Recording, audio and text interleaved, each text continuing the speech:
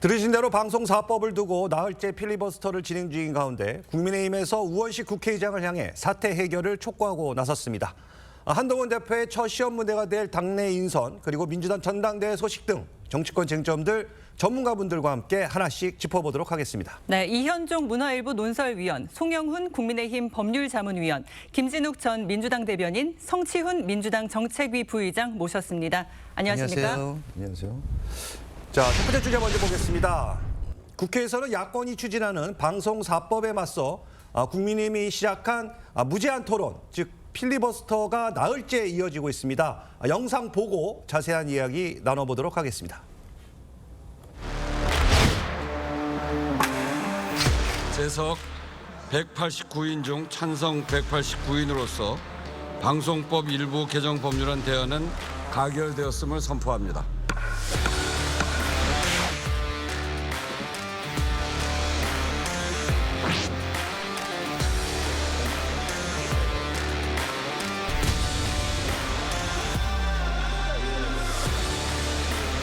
결국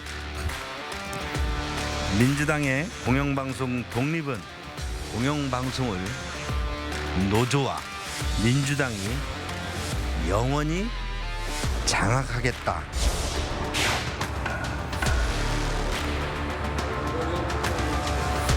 그 사회를 보지 않았습니까? 그때는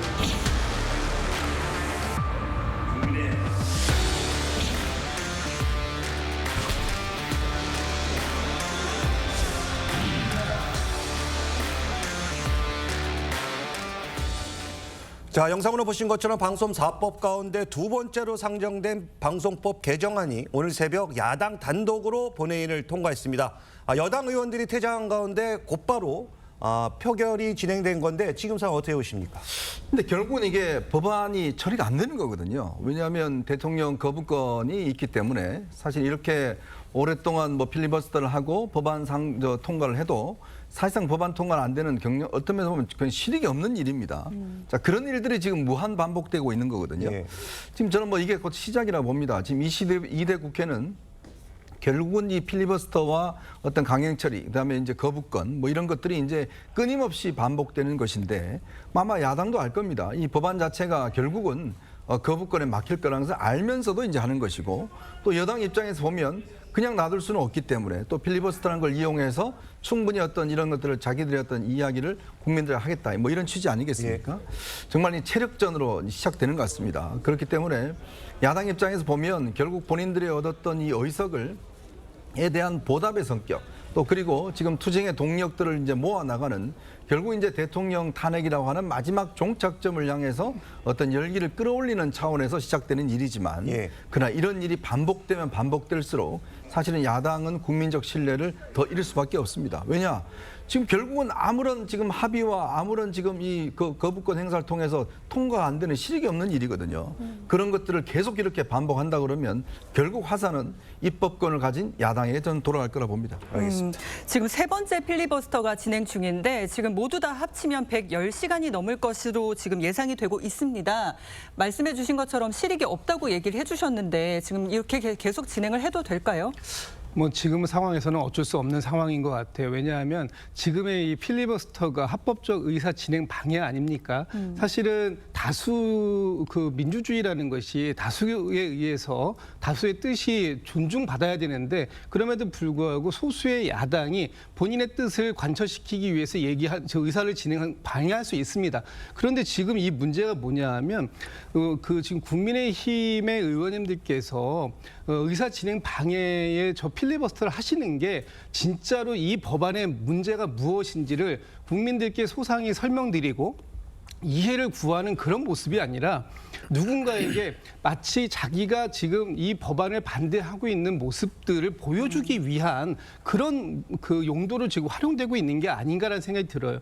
지금 우원식 국회의장께서 사실 이 지금의 상황들이 계속 무한 반복되고 있는 것이 국민들께도 안 좋고 또 정치권에도 이런 효능감을 보여줄 수 없기 때문에 중재안을 냈지 않습니까? 그런데 그 중재안을 민주당은 수용을 했어요. 그럼 앞으로 2달 동안 같이 한번 실제 이 상황들을 타개할 수 있는 그런 대안을 만들어 보자는 우원식 저희 의장의 중재안을 수용했는데 결국은 지금 국민의힘이 집권 여당이지만 이런 어떤 합리적 대안을 찾으려고 하는 모습을 보여주지 않고 이 부분을 걷어차버렸기 때문에 지금의 이 상황이 지속적으로 유지될 수밖에 없는 상황이 될 수밖에 없었다라는 것이고요.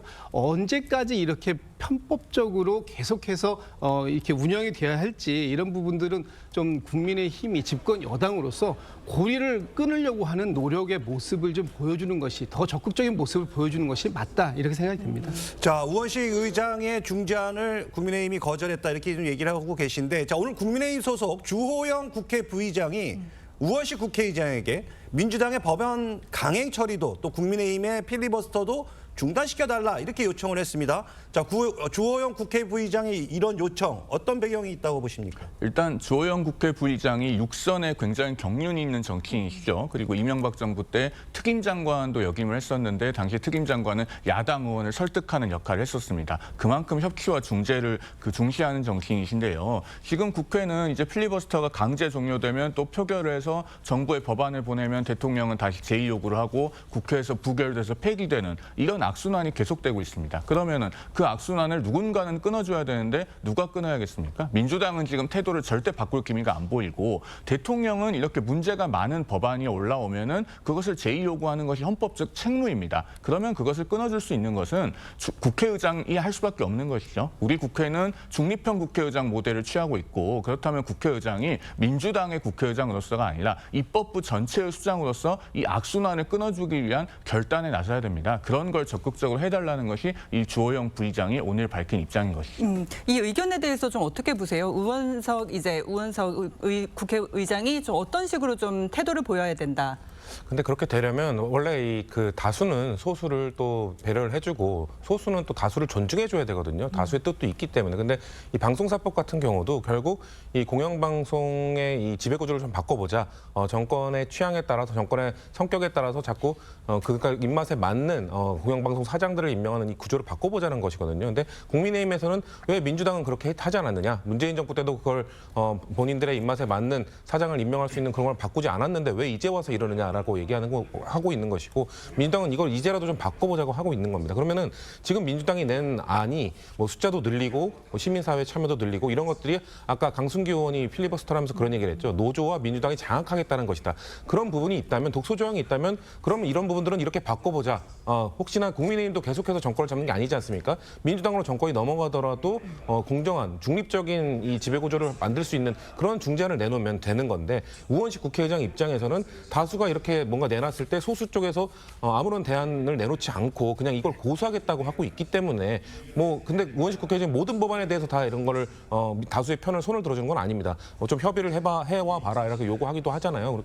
그런 상황 속에서 이 방송사법만큼은 뭔가 국민의힘 쪽에서 다른 대안을 내놓고 있지 않은 상황이기 때문에 이렇게 지금은 이거에 대해서는 상정을 하고 이 민주당의 손을 들어준 것으로 보입니다. 다만 국민의힘도 계속해서 뭔가 무조건적인 반대를 할 것이 아니라 좀 중재안을 만들기 위한 노력. 저는 주호영 국회 부의장이 그런 노력을 그런 제안을 하신 거라고 봐요. 그렇기 때문에 이걸 멈추기 위해서는 국민의힘이 이 법안에 대한 협상을 하겠다라는 태도를 취한다면은 그럼 우원식 국회의장도 이거에 대해서 중단을 할 수 있는 그런 명분이 생기는 거죠. 그런 출구를 서로 마련해주는 그런 정치가 좀 살아나야 되지 않을까라는 말씀을 드립니다.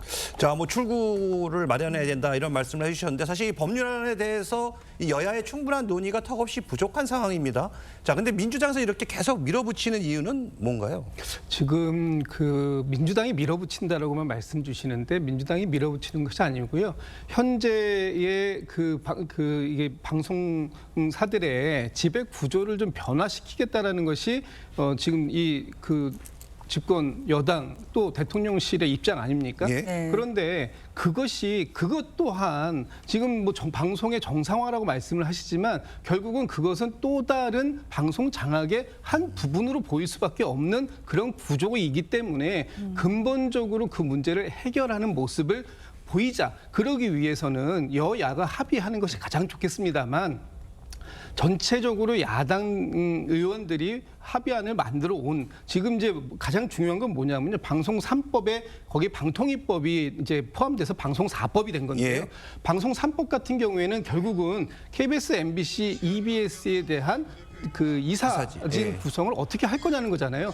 그 이사진을 추천하는 것을 지금보다는 조금 더 많은 사람들이 합리적으로 객관적으로 볼 수 있는 사람들이 포함돼서 이사를 추천하자라는 것으로 말씀드리는 것이고, 또 하나 방송통신위법은 지금 5인의 합의제 기구인데도 불구하고 2인이 마치 독임제처럼 운영되고 있는 이런 편법적인 부분들을 구체적으로 4인 이상이 참석하는 것으로 해서 다시는 이렇게 계속해서 악순환이 반복되는 이 고리를 끊어보자라고 얘기하는 겁니다. 이것을 갖다가 민주당이 단독적으로 계속 처리를 하고 있다라고 말씀 주시는데, 여기에 대해서 좀 전에도 말씀 나왔습니다만, 그럼 국민의힘의 안을 내가 내서 앞으로 방송이 어떤 정권의 어떤 그 교체에 휘둘리지 않고 공영성과 중립성을 지킬 수 있는 방안, 이런 부분들에 대해서 좀 안을 좀 내셨으면 좋겠다는 말씀 좀 드리고 싶습니다. 자, 이 악순환의 반복을 끊기 위해서 그렇다라고 하는 이 민주당의 입장에 대해서 어떻게 생각하십니까? 참 이게 그렇다면 이렇게 어떤 공영방송의 지배구조를 바꾸겠다는 의지가 있으면 왜 문재인 정부 때 안 바꿨죠?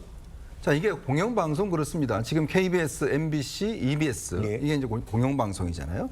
근데 이게 공영방송의 구조가 보면 기본적으로 이제 집권하는, 즉 대통령이 소속된 정당이 다수를 구성하도록 그렇게 설계가 돼 있습니다. 예. 그 이유는 뭐냐면 공영방송이라고 하더라도 일단 뭐 이사진을 구성해야 될 거 아니에요. 근데 문제는 이 공영방송과 함께 이제 어떤 집권한 세력에게 사실상 페이버를 주는 거죠. 그래서 그 나중에 또 집권하지 않으면 또 그쪽에서 이제 다수를 가져가게 돼 있습니다. 자, 문재인 정부 때 마찬가지로 그런 방식으로 인해서 본인들의 어떤 공영방송을 다 이사들을, 사장을 차지했지 않습니까? 근데 그렇게 이제 운영을 했잖아요. 근데 이제 정권이 넘어간 다음에 지금 보니까 이거 계속 갖고 싶다는 거예요. 즉 핵심 뭐냐면 바로 MBC입니다. KBS는 이미 이제 공영방송사가 바뀌었고, 자, MBC 사장을 본인들이 어떤 있는 사람으로 임명하겠다는 거예요. 그런 의도로 현재 9명에서 11명인 이 이사들을 수명 가량으로 늘리는 겁니다. 그 왜 늘리는 거죠? 그 이유는 뭐냐면 시민단체들, 그다음에 뭐 PD연합회, 무슨 기자협회 뭐 등등 외곽단체들이 다수로 인해서 들어가게 되면 자신들이 영원히 이 공영방송은 지금 야당이 가져갈 수가 있다는 거예요. 그걸 설계하겠다는 거거든요. 근데 그거를 진작 예를 들어서 문재인 정부 때 하려고 했다가 안 한 겁니다. 왜? 본인들이 정권 잡고 있으니까 할 필요가 없는 거예요.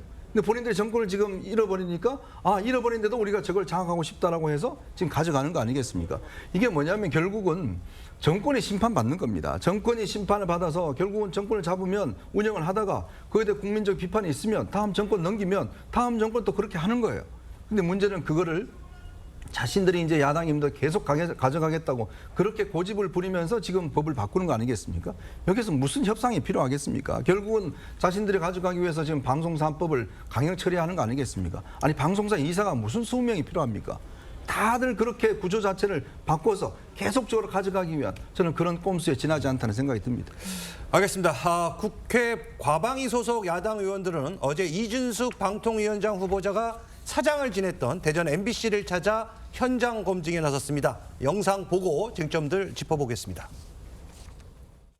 대전 MBC 시절에 법인카드를 공적으로 제대로 사용했는지 아니면 사적으로 유용했는지 이 부분에 대해서 이번 인사청문회에서 가장 중요한 자질, 도덕성을 검증하는 잣대가 될 것 같아요. 근데 많은 자료를 제출하지 않아서 충분하게 검증이 안 됐고 저희가 드릴 수 있는 자료는 최대한 인사청문회가 잘 진행될 수 있도록 협조를 한다는 기조하에 지금까지 이제 요청하신 자료를 제출을 해왔고요. 여러 가지 제약 때문에 좀 제출하지 못했던 부분이 있습니다. 아직 위원장이 되기도 전에 위력과 외압을 행사해서 자료 제출을 거부한 사실을 확인하고 이 자리에 왔습니다.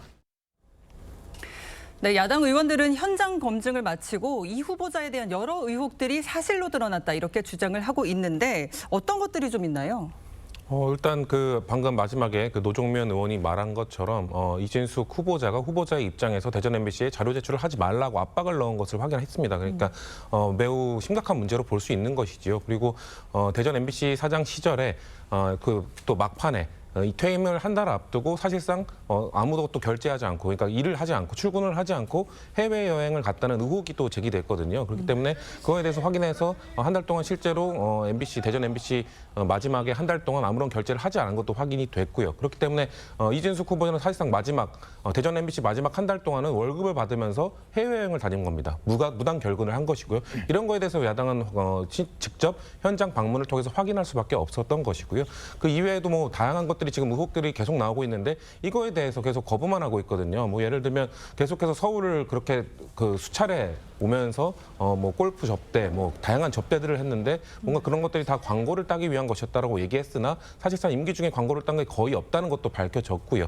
그리고 이른바 주유속강 의혹도 있습니다. 한 건에 주유소에서 한 번에 200만 원이나 결제를 하는 이런 거에 대해서도 제대로 해명하지 못하고 있는 이런 상황에서 이진숙 후보자가 과연 방통위원장으로 적합한 인물인가? 법인카드를 사적으로 유용한 것이 거의 확실시되고 있는 상황 속에서 제대로 된 해명도 내놓고 있지 못하고 그렇기 때문에 그런 것들이 일부 의혹들을 지금 현장 방문을 통해서 다 사실로 확인한 것도 추가적으로 지금 드러나고 있습니다. 이런 상황에서 민주당에서는 이진숙 후보자에 대해서 적합한 후보가 아니라는 주장을 계속해서 할 수밖에 없는 상황입니다. 자, 말씀하신 것처럼 이제 민주당에서는 이 법인카드 사적 유용은 업무상 횡령이거나 배임이다 이렇게 직격하고 있고요. 국민의힘에서는 근데 이거는 공연한 트집이다 이렇게 나오고 있습니다. 자, 어떻게 판단하십니까? 일단 저희 4명 다 MBC를 경영해보진 않았지 않습니까? 네. MBC를 경영해보신 분의 말씀에 더 설득력이 있을 것 같아요. 지금 국민의힘의 김장겸 의원, MBC 사장 출신 아닙니까? 네. 최근에 언론 인터뷰를 했는데 뭐라고 얘기를 했냐면 이제 MBC는 수신료를 안 받는 구조 아닙니까? 그러니까 MBC 경영진은 회사 이익을 증진하기 위해서 이런 여러 가지 대외 활동들이 필요하다, 불가피한 측면이 있다라는 부분을 강조를 하고 있습니다. 그러면은 이 법인카드 사용 내역들이 업무 관련성이 있는지를 판단해보면 될 일이 아닌가 싶고요. 이제 한 가지 드는 의문은 이진숙 후보자가 대전 MBC 사장을 물러난 것이 2018년 1월입니다. 예. 그러면은 6년 이상 지났거든요. 후임 대전 MBC 사장이 2명이나 있었습니다. 그러면은 정말로 법인카드 사용 내역이 그렇게 문제가 많았다면은 후임 사장들이 왜 이걸 발견해서 적발하지 못했겠는가라는 의문이 들고요. 그다음에 강유정 민주당 원내대변인이 법인카드 사적 유용은 업무상 횡령이나 배임이라고 굉장히 강조를 하고 계신데 이런 부분이 현재 법인카드 유용 의혹을 받고 있는 이재명 전 민주당 대표나 배우자 김혜경 씨에게도 일관된 기준을 앞으로 민주당에서 좀 적용을 해주시면 좋겠다. 내로남불이 없었으면 좋겠다라는 말씀을 덧붙여서 드립니다. 네, 그런데 민주당은 추가 사실을 확인하고 이 후보자를 고발하고 청문회 위증 등에 대해서 법적 조치도 취하겠다 이런 입장인데 법적 조치까지 취해야 하는 걸까요? 취해야 할 수밖에 없는 상황이 되었다고 봅니다. 왜냐하면 지금 이 청문회에서 이진숙 후보자가 자료 제출이라든지 답변에 대해서 너무 불성실했다라는 것이고요. 지금 좀 전에도 우리 성치훈 부의장께서 말씀을 주셨는데 지금 이번에 대전에 가서 확인을 해보니까 대전 MBC의 재직 당시에 상당히 많은 법인카드의 사적 유용 의혹들이 있는 것이 확인이 되었고 또 이 후보자가 대전 MBC에 지금 방통위 위원장의 명의, 후보자의 명의로 공문을 보냈다는 거지 않습니까? 법인카드 사용 내역에 대해서 자료 제출을 하지 말아달라는 걸 보냈는데 지금 어떤 상황이 오더라도 이진숙 후보자가 대통령께서 방통위원장으로 임명될 것이 거의 기정사실화가 되고 있는 상황 속에서 과연 대전 MBC가 방통위원장이 곧 될 사람의 저런 협조 공문을 무시할 수가 있었겠는가 하는 부분을 보면 이진숙 후보는 왜 그토록 강력하게 이 법인카드 사용 내역에 대해서 제출을 거부하고 있는가 하는 부분을 저희가 알 수 있는 것이고요. 또 이번에 인사청문회를 사상 유례 없이 3일이나 받았지 않습니까? 아마 장관급으로는 처음일 겁니다. 네. 그 정도로 받았음에도 불구하고 여기에서 많은 답변을 거부했고 또 설령 답변을 했다 하더라도 그 답변 내용이 사실관계와 다른 답변을 했다면 위증을 한 것이거든요. 그런 부분에 있어서는 본인의 발언에 대한 확실한 책임은 질 수밖에 없기 때문에 민주당 입장에서는 이 부분에 대한 법적 책임을 묻겠다 이렇게 얘기를 하고 있는 것입니다. 알겠습니다. 자, 좀 뭐 들으신 것처럼 민주당은 윤석열 대통령이 이 후보자를 지명 철회하고 국민에게 사과하라 이렇게 촉구하고 있고요. 근데 국민의힘은 이건 또 거대 야당의 갑질이다 이렇게 맞서고 있습니다.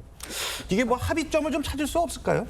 참 청문회가 아니라 무슨 의학 청문회 같아요. 무슨 뇌구조를 갖다가 뭐 이상하다는 검증까지 하고 이러는 판인데 제가 알기로 아마 이 3일 동안 청문회한 거는 처음인 것 같습니다. 보통 국무총리도 이틀 정도 하거든요. 대법원장도 이틀 정도 하는데 3일까지 하고 현장 조사까지 나가고 자 근데 예전에 아마 문재인 정부 때 당시에 강규영 KBS 이사를 이 법인카드 관련돼서 당시에 뭐 4,000원짜리 이 김밥 가지고 이 사적 유행했다고 해서 당시에 뭐 해고하고 이런 일이 벌어졌지 않습니까? 자 그리고 지금 법인카드 관련된 거 관련해서는 뭐 이재명 대표가 뭐 잘 아실 겁니다. 뭐 그 기준이라고 그러면 과연 이진숙 지금 위원장이 못할 이유가 뭐가 있는가라는 저는 생각이 들어요. 물론 뭐 법인카드라는 게 무조건 많이 뭐 개인적으로 쓰면 안 됩니다. 저는 부적절한 부분이 충분히 지적할 수 있다고 봐요. 그런데 과연 이게 방통위원장을 할 수 없을 정도인가? 뭐 이건 아니라는 거죠. 결국 이렇게 이야기하는 이유는 뭐냐면 지금 방통위원장이 딱 임명이 되면 단 한 이틀 정도의 시간밖에 없습니다. 즉 박문진 이사를 8월 10일 날 임기가 끝나기 때문에 임명을 일단 교체를 하면 박문진 이사진에서 MBC 사장을 이제 결정하는 그 시간이 있는데 근데 바로 이제 탄핵을 해야 되거든요. 그러면 탄핵 소추안을 발의하면 24시간 이후에 표결할 수 있으니까 그 시간만 이제 일단 이 권한을 행사할 수 있어요. 왜냐하면 탄핵 소추가 돼버리면 직무가 정지가 돼버립니다. 바로 그 지점을 겨냥해서 왜냐 탄핵 아니라는 게 직무상 있었던 여러 가지 부적절한 일에 대해서 탄핵을 해야 되잖아요. 근데 직무상이라는 게 하루 일했는데 직무상 문제가 있겠습니까? 그러니까 뭐냐면 결국 이런 사안들을 계속 끄잡아내서 어떤 문제가 있다고 해서 탄핵안에 실질적으로 이용하려고 하는 저는 그런 측면이 아닌가 하는 생각이 드는 거거든요. 왜냐 일을 하루밖에 안 한 사람은 어떻게 탄핵하겠습니까? 근데 탄핵은 해야 되잖아요. 본인들 뜻에 따라서. 그러니까 저런 이유를 들어서 탄핵하기 위한 것인데 참 저는 정말 기가 막힌 게 이렇게 어떤 MBC 사장 하나를 지키기 위해서 이렇게 국회가 정말 이런 논란을 벌여야 되는지 무슨 빵 포인트까지 계속 뭐 찾아내야 되는 것인지 정말 기가 막힐 따름입니다. 그 짧게 좀 받아드릴까요? 네. MBC 사장을 자꾸 지킨다, 구한다 이런 말씀 주시는데 MBC 사장의 임기도 얼마 안 남았습니다. 저희가 굳이 MBC의 사장을 지키려는 것이 아니고요. 정상적으로 MBC가 그 경영이 될 수 있도록 하는 부분들이 필요하다고 보는 것입니다. 지금 아까도 제가 초반에 한번 말씀을 올렸는데 이 그 방송통신위원회가 작년 12월 달에 서울 고법에서 판단을 받은 바가 있어요. 지금 5인 체제의 그 구조로 운영이 돼야 되는 거 아닙니까? 그런데 합의제 기구가 2인 체제로 계속해서 편법적으로 운영이 되고 있는데 이 부분에 대해서 작년 12월 달에 서울 고법에서 위원 2명의 결정이 방송위법이 추구하고자 하는 입법 목적을 저해할 우려가 있다라는 이 그 위법성을 지적한 부분이 분명히 있다라는 점 다시 한번 말씀드리고요.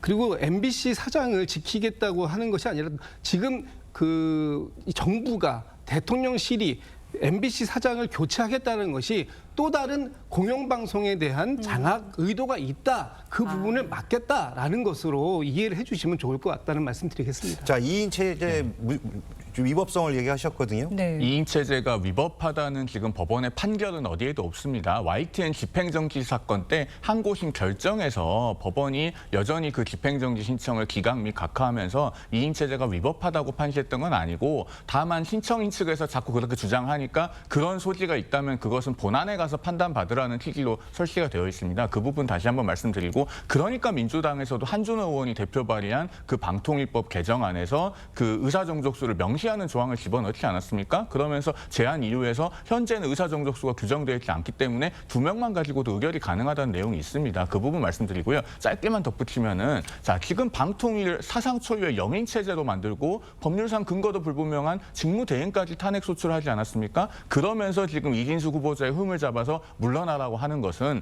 결국 방통위가 계속 의결할 수 없는 상태를 만들어서 박문진 이사 교체, 나아가서 MBC 이사 후임 선정을 못하도록 하려는 의도가 있는 것이 아니냐라고 하는 것이 다수 국민들께서 보시는 생각일 것입니다. 근데요, 지금 방통위원을 뭐 2인 체제 운운하시는데 이 임명 안 한 사람이 누구죠? 추천 안 하는 사람이 누구죠? 야당이 추천 안 했습니다. 이게 지금 대통령이 임명 안 하는 게 아니라 최민희 지금 과방위원장이 본인이 부적격 사유로 인해서 당시에 일단 자격이 안 돼서 임명을 못했어요. 근데 본인이 국회의원 했지 않습니까? 그럼 추가로 지명하면 돼요. 야당이 지명할 수 있는 사람이 있습니다. 그럼 지명하면 지금 2인 체제가 아닙니다. 할 수 있는데 안 하잖아요. 왜 안 할까요?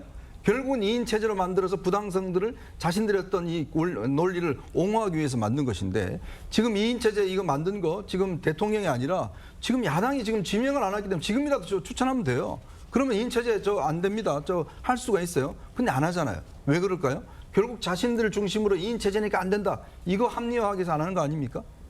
알겠습니다. 자, 좀 너무 뜨거워졌으니까 다음 주제로 한번 가보도록 하겠습니다. 국민의힘 소식도 한번 짚어보도록 하겠습니다. 한동훈 대표가 내일 최고위원회 회의에서 이제 인선을 발표할 수 있다 이런 전망이 나오고 있는 가운데 이번 인선의 핵심은 아마도 이 정책위 의장과 이 지명직 최고위원이라고 할 수 있습니다. 특히 이 정책위 의장 같은 경우에는 국민의힘 같은 경우에 최고위원인 만큼 이 친한계 인사로 안 치면 어떻게 보면 한 대표 입장에서는 아무래도 좀 안정적인 지도부 구성원이 가능하지 않을까 이렇게 전망하고 있는데 어떻게 보십니까? 그렇죠. 그러니까 정책위 의장은 민주당과 달리 민주당은 원내대표와 러닝메이트입니다. 그런데 이제 국민의힘은 당대표가 정책위 의장을 지명해서 원내대표와 합의하게 돼 있고 그다음에 의원총회 추인을 얻도록 돼 있습니다. 그러니까 지금 정점식 의원이 임명된 지 황우여 비대위원장 시절에 이제 임명이 돼서 지금 2개월 정도 됐어요. 이제 그런 상황인데 저는 근본적으로 이게 지금 한동훈 대표가 어떻게 할지 이건 알 수는 없지만 그러나 지금 한동훈 대표 체제가 들어왔지 않습니까? 그리고 63%라는 압도적인 지지로 됐잖아요. 그렇다면 저는 기본적으로 지금 정책의장을 비롯 당직자들이 일괄 사표를 내는 게 저는 당연한 조치라고 보거든요. 왜냐하면 세수는 세부대에 부어야 되는 거 아닙니까? 본인들이 일단 사의를 표명하고 그 다음에 이제 대표의 어떤 지명이나 이런 것들 그다음 뭐 다시 임명한 다음에 다시 하는 것이고 그래야 되는데 문제는 지금 정점식 이 정책위 의장이 일체 이 사퇴 의사를 표명하고 있지 않아요? 그러니까 그 의도가 뭐냐라는 부분을 저는 지적하고 싶습니다. 왜? 지금 정점식 의장은 잘 아시겠지만 핵심적인 친윤 의원입니다. 그렇다면 마침 이 친윤의 어떤 정점식 의장이 정책 최고위원회를 계속 있음으로 인해서 한동훈 대표의 어떤 지금 최고위원회의 어떤 운영권 이거를 사실상 독자적으로 할 수 없도록 만들려는 게 아닌가 그런 의혹을 사고 있거든요. 왜 굳이 그런 의혹을 사야 되죠? 그러니까 63%를 얻은 이 당원들의 뜻이라는 거는 한동훈 체제가 중심이 돼서 뭔가 다시금 해보라는 이야기인데 그거를 지금 끝까지 버티고 있으면서 안 하겠다는 의도는 결국 이 정점식 의장을 만약에 교체하면 우리가 가만 안 있겠다는 뜻으로 저는 읽혀지거든요.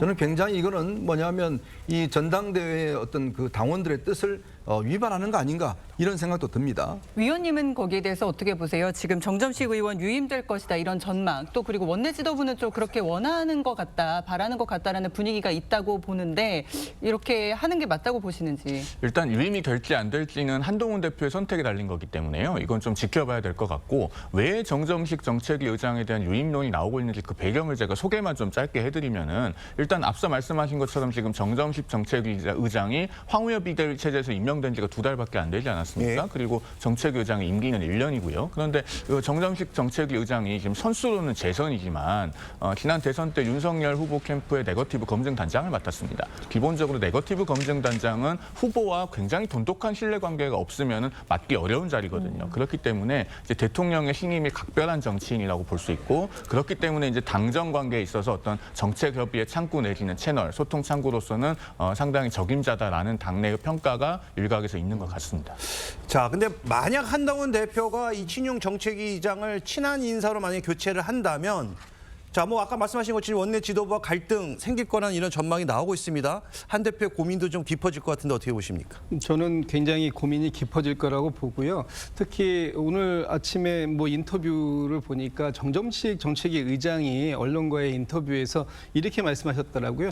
뭐 본인이 그렇다고 하겠다라는 건 아니지만 우리 당의 당원 당규상 정책위 의장의 임기는 1년으로 보장이 되어 있다. 예. 이런 말을 했어요. 사실상 본인이 유임이 됐으면 좋겠다라는 의사를 밝힌 게 아닌가라는 생각이 드는데 한동훈 그 대표 입장에서 보면 안정적인 지도부를 구성해 가는 데 있어서 한동훈 체제를 만들기 위해서는 정책위 의장도 친한계 인사로 바꾸고 싶을 겁니다. 아마 이렇게 되면은 이 대통령실과의 관계에서 상당히 불편한 관계가 되겠죠. 엊그저께 당선되자마자 바로 대통령실에 가서 다 같이 화합의 회식을 하시고 나온 마당에 이렇게 인사 문제를 가지고 불협화음을 내는 모습을 보이고 싶지 않을 텐데, 그렇지만 결국 정치는 정치 아니겠습니까? 정치 현실은 냉혹한 것이고요. 그렇다 보면은 앞으로 한동훈 대표 체제가 잘 유지가 되기 위해서는 정책위 의장 부분도 포기할 수 없는, 양보할 수 없는 카드이기 때문에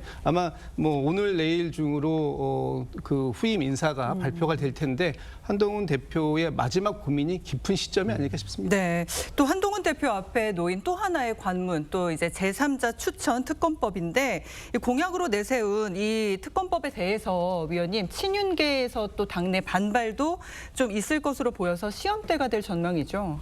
일단 이 문제는 제가 볼 때는 그렇게 논의 속도를 빨리 할 필요는 없을 것 같아요.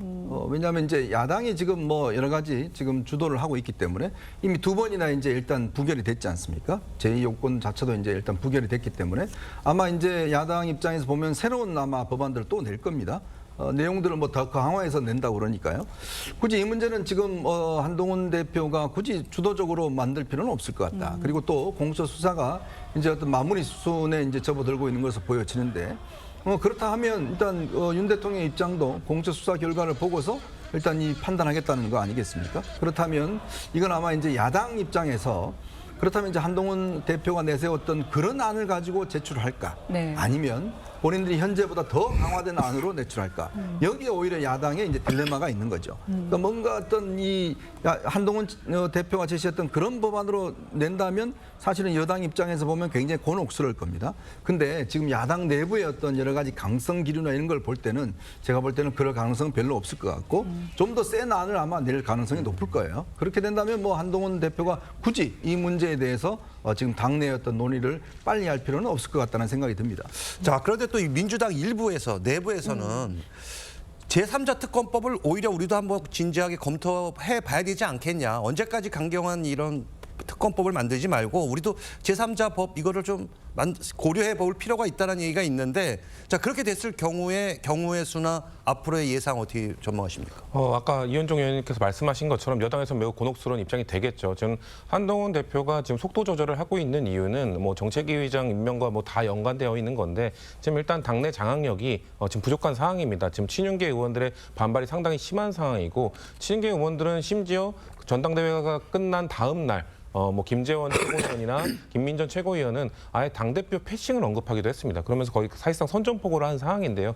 그런 상황에서 한동훈 대표가 뭔가 이 최혜병 관련 제3자 추천을 하는 특검법을 발의할 경우 뭔가 당내 그 장악력이 제대로 갖춰지지 않았다는 것을 보여줄 수 있기 때문에 지금 속도 조절을 하는 것으로 보이는데, 근데 한동훈 대표가 사실 6월 23일에 그 전당대 출마 선언을 할 때 공수처 수사와 종결과 상관없이 특검법 발의하겠다라는 선언을 했었거든요. 그렇기 때문에 지금 당내 장악력이나 이런 것 때문에 못하고 있는 상황이라면 저는 민주당이 이걸 선제적으로 제3자 추천에 의한 특검법을 발의를 해서 여당 내에 분명 한동훈 대표와 뜻을 같이 하는 의원들이 있을 거거든요. 그 의원들과 함께 통과시키는 것도 저는 전략적으로 유효할 것이라고 생각을 하는데, 근데 아마도 그렇게 됐을 때 여당에서는 또 친한계 의원들 일부만 민주당과 함께 이걸 통과시킬 경우 그 이후에 당내 갈등이 더 아마 심화될 가능성이 있기 때문에 그거에 대해서 아주 곤란한 상황이 올 겁니다. 그런 상황들을 고려했을 때 민주당은 발의를 하면서 한동훈 대표에게 약속을 지켜달라. 사실상 전당대회 초반에 이 최혜병 특검과 관련해서 제3자안을 내놓으면서 그러면서 뭔가 민심 63%의 민심을 얻는데 저는 주요한 역할을 했다고 보기 때문에 그런 것들을 약속을 지켜라고 요구하기 위해서라도 민주당이 선제적 대응을 하는 것도 좀 필요하다고 생각합니다. 어떻게 보십니까? 제가 좀 짧게 예상을 해보면은 저는 민주당이 제3자 추천 특검 법안을 낼 일은 절대 없을 걸로 봅니다. 왜냐하면 이재명 대표가 19일에 이미 그 민주당 경선 토론회에서 민주당이 제출한 특검 법안대로 하는 것이 맞고 본인은 제3자 추천 특검에 반대한다고 공개적으로 입장을 밝혔어요. 그런데 민주당이 특검을 추천한다는 것이 어떤 의미인지 우리가 잘 생각해 볼 필요가 있습니다. 올해 연초로 잠깐 시계를 돌려보면은 그때 비례대표 제도를 결정할 때 민주당 의원들이 결정을 못하고 이재명 대표 한 사람에게 일임을 했습니다. 이재명 대표가 연동형을 유지하겠다고 하니까 연동형으로 우리가 선거를 치른 것이거든요. 마찬가지로 민주당이 특검을 추천할 때 이재명 대표의 뜻에 반하는 사람을 추천할 수 있습니까? 불가능합니다. 그리고 민주당이 한 명, 뭐 조국혁신당이 한 명이라고 하지만 비교섭단체가 한 명 추천한 것과 민주당이 한 명 추천한 것 중에 더 나이가 많은 사람이 임명 간주되도록 하는 조항도 지금 특검법에 들어있지 않았습니까? 그러면 이재명 대표가 사실상 특검을 고르는 거예요. 본인이 특검을 고른다는 것은 결국 본인이 원하는 결과를 내달라는 것인데 저는 그런 선택을 포기할 그 가능성이 전혀 없다고 봅니다. 알겠습니다. 자, 다음 주제 보도록 하겠습니다. 요즘 법사위 청문회가 논란입니다. 최근 해병대원 사망 사건 관련 청문회, 또 윤 대통령 탄핵 청원 청문회가 진행됐는데 이 청문회 무용론이 나오고 있습니다. 청문회에 어떤 이야기들이 나왔기 때문인지 먼저 보시죠. 그 술은 그러면은 그 대통령 부부가 소비했을 가능성이 있다 이렇게 보십니까? 그렇죠. 제가 그 윤석열 용산 대통령과 사법연수 동기고 술을 폭탄주 많이 드시는 걸 너무나 잘 알고 있습니다. 한 200페이지 되더라고요. 도대체 김건희 여사는 잠을 안 주무셔요? 새벽 3시, 4시 문자를 계속 주고받던데? 뭐 사적인 거는 알 수 없지만 부부 생활은 없는 것 같습니다. 한 침대를 쓰는 분이 외간 남자들이랑 통화하거나 카톡하는 건 쉽지 않겠죠. 네. 주로 3시 새벽에 심한 말씀이고. 네. 알면 알수록 놀랍습니다. 이렇게 새벽 3시 막 4시 막 이렇게 카톡을 보내는 게 유상범은 의사 진행 중이요. 옆에 있는 윤석열 대통령은 뭐 하고 있었습니까? 네, 이렇게 코미디 같은 청문회 하면서 증인들 가지고 그렇게 비아냥거리고 조롱하면서 국민들이 다 보고 있습니다. 보신 것처럼 박지원 의원은 김 여사가 새벽 시간에 연락을 주고받은 점을 부각시키고 또 최재형 증인은 근거도 없이 사생활을 조롱하고 이 법사위원장은 또 말리지를 않았습니다. 이 상황 어떻게 보십니까? 참 이게 윤석열 대통령 무슨 사생활 청문회가 아니지 않습니까? 정말 저런 이야기까지 저렇게 나오는 거. 왜냐하면 지금 저 청문회에 나온 사람은 최재형 목사 저 사람밖에 없습니다. 나머지 증인들은 사실은 뭐 이 여당 분들은 나오질 않았어요. 그리고 이 청문회 자체가 원천적으로 지금 대통령 뭐 탄핵 이제 뭐 어떤 청원에 대한 청문회인데 내용 자체도 맞지 않지 않습니까? 우리가 대통령 탄핵은요 정말 법으로 굉장히 엄격하게 규정되어 있습니다. 재임 중에 벌였던 여러 가지 헌법 위반과 불법에 대해서 하고 있는 거거든요. 근데 그 내용을 보면 재임 중에 한 게 거의 없습니다. 자, 그런 걸로 비춰봐서 지금 저 청문회는 원천적으로 저는 구성되기 어렵다는 것인데 그 상황에서 보면 정청래 위원장이 거의 뭐 원맨쇼 같은 위원장이 그런 이 행태를 보여줬고 특히 최재형 목사와 지금 좀 전에 보신 장면을 보면서 국민들이 굉장히 낯이 뜨거웠을 것 같습니다. 아무리 그렇지만 정말 대통령의 어떤 사적인 영역까지 저렇게 조롱하고 한다는 것 자체, 위원장이 거기에 또 숟가락을 더 얹는 행태, 이게 과연 지금 국회와 상임위가 해야 될 일인 것인지 정말 개탄에 맞지 않을 수 없습니다. 지금 정말 쓸모없는 논쟁만 벌어지는 청문회 과연 필요한가 이렇게 무용론이 있는데 대변인님 보시기에는 어떻게 보고 계세요? 저도 뭐 일부 답변들이 부적절한 측면들이 있다라고 보여집니다. 그렇지만 청문회가 일단 진행되기로 한 이상 24명의 청문회 증인 중에서 18명이 불참하는 이런 상황들이 왔다라는 건 좀 이해가 잘 안 되고요. 결정적인 거는 문제의 본질이 무엇인가 하는 부분을 좀 잘 맥을 좀 짚었었어야 했다라는 부분입니다. 예를 들면 이런 거죠. 최재형 목사가 개인적이든 어쨌든 간에 문자를 김건희 여사와 주고받은 내용은 사실이지 않습니까? 근데 그 내용에 대해서 묻고 그 내용의 그 진위 여부를 확인하는 그런 자리는 필요했다. 왜냐? 저 문자를 주고받은 시점이 김건희 여사가 그러니까 윤석열 대통령이 대통령에 당선되시고 취임한 이후이기 때문에 그렇다면 영부인께서 이 어떤 사적인 대화, 감정, 뭐 어떤 의지를 바깥에 이렇게 여과 없이 말씀을 하셨던 부분들, 이런 부분들에 대해서는 검증할 필요가 있었던 거죠. 그 부분에 대한 문제 제기는 할 수가 있었는데 그 답변이나 아까 박 전 대표도 심한 말씀이다라는 말씀도 하셨듯이 일부 답변들이 부적절했던 측면은 분명히 있지만 내용적으로 문제의 본질을 짚어볼 필요는 있었다라는 말씀 좀 드리고 싶습니다. 알겠습니다. 국민의힘에서는 대통령 탄핵 청원 자체가 중요 안건이 아니다. 그래서 청문회 자체가 적법하지 않다. 이렇게 주장하고 있습니다. 정청래 법사위원장은 윤 대통령을 탄핵해달라는 요청 자체가 대단히 중요한 일이다. 이렇게 맞서고 있습니다. 자, 이거 어떻게 해결되고 또 이게 계속 법사위원장이 민주당 소속 위원이지 않습니까? 이러다 보면 이런 논란이 계속 반복될 것으로 보여지는데요. 맞습니다. 일단 이 탄핵 청원 청문회라고 하는 것은요, 적법한지가 대단히 의문이죠. 우리가 탄핵 소추 사유가 있는지 국회가 조사를 하려면 국회 재적 의원 과반수가 탄핵 소추안을 발의하고 대통령의 경우에 그리고 국회법 130조에 따라서 법사위에 조사를 회부하기로 해야 비로소 이제 법사위에서 그것에 필요한 조사를 할 수 있는 겁니다. 그런데 지금 탄핵 소추 사유가 없지 않습니까? 그래서 탄핵 소추안을 발의조차 할 수 없으니까 그 청원에 대해서 심사를 한다는 명목으로 우회를 해서 지금 청문회를 하는 겁니다. 그러면서 이것이 중요 안건이라고 지금 그렇게 그 명분을 내세우고 있는데요.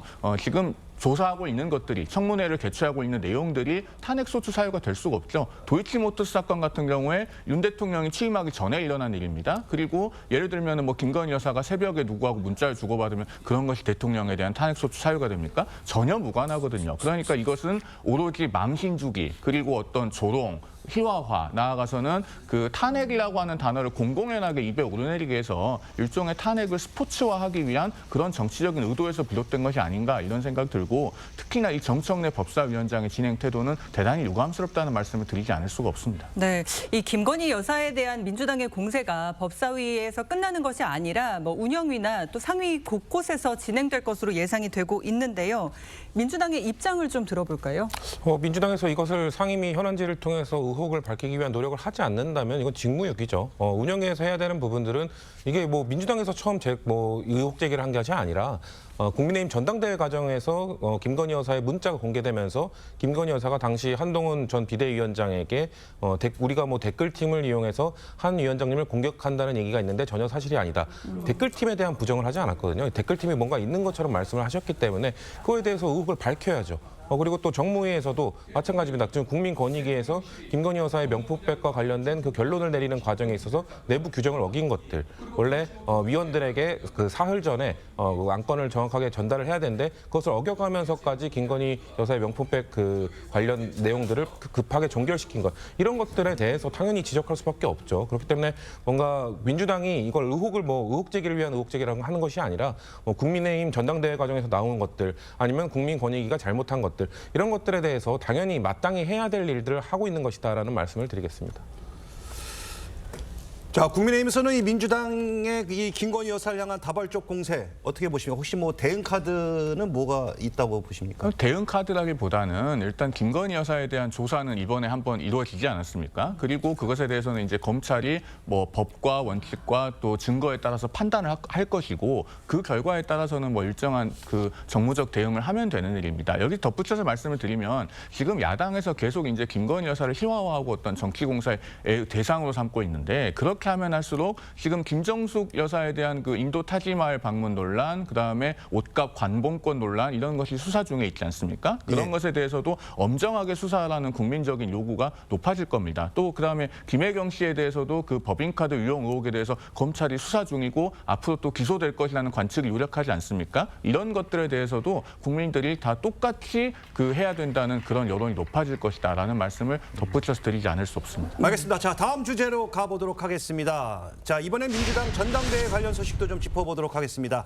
어제 민주당 전당대회 부산 합동연설에선 김두관 후보가 이재명 후보를 겨냥하면서 험악한 분위기가 연출됐는데요. 그 모습부터 보고 오시죠. 개딸들이 우리 민주당을 점령을 했습니다.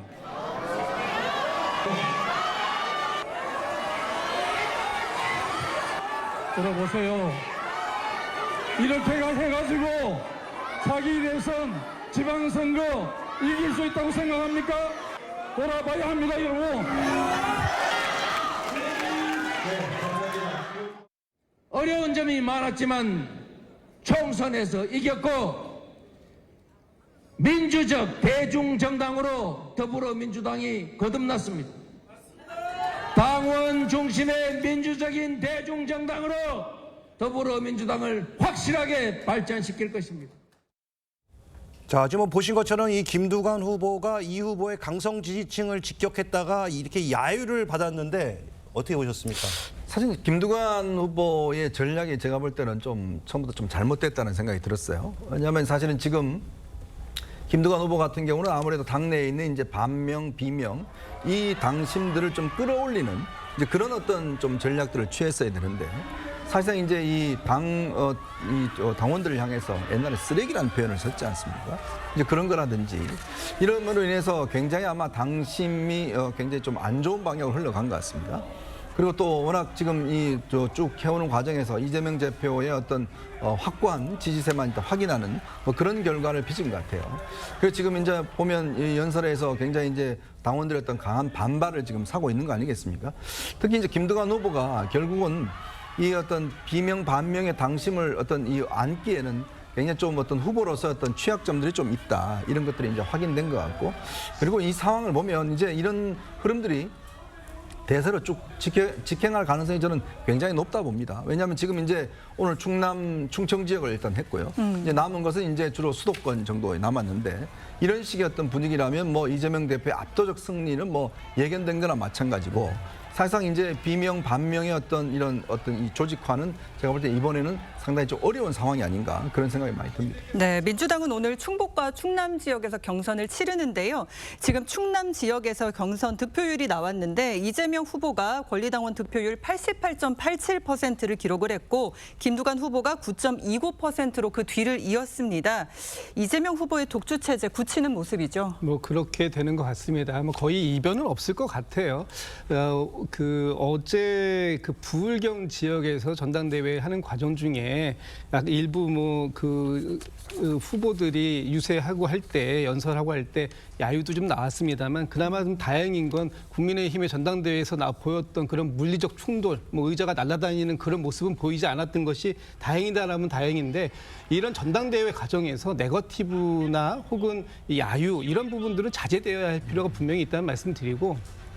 사실 이제 지금 거의 반 정도가 지났습니다. 이제 수도권으로 올라오고 이제 호남 갔다가 수도권으로 올라올 텐데 어쨌든 이재명 대표가 이번에 재연임에 도전하게 되면서 이재명 대표가 차기의 가장 유력한 대권 주자로서 당권도 같이 이재명 대표에게 한 번 더 맡겨야 되겠다라고 하는 그런 당원들의 이거 뭐 강성 지지층이 지지했기 때문에 90%가 나오는 건 아니지 않습니까? 거의 대부분의 당원들이 그런 마음들을 가지고 있다라고 보여졌기 때문에 뭐 오늘 충남은 다른 데에 비해서 좀 낮습니다. 88% 정도이기 네. 때문에 다른 데에서 90% 이상보다는 조금 낮던데 어쨌든 이 분위기는 어대명 또는 확대명의 분위기는 뭐 지속될 것이다. 뭐 큰 이변은 없을 것이다. 이렇게 보여집니다. 네. 알겠습니다. 말씀 잘 들었습니다. 지금까지 정치권 쟁점 짚어봤습니다.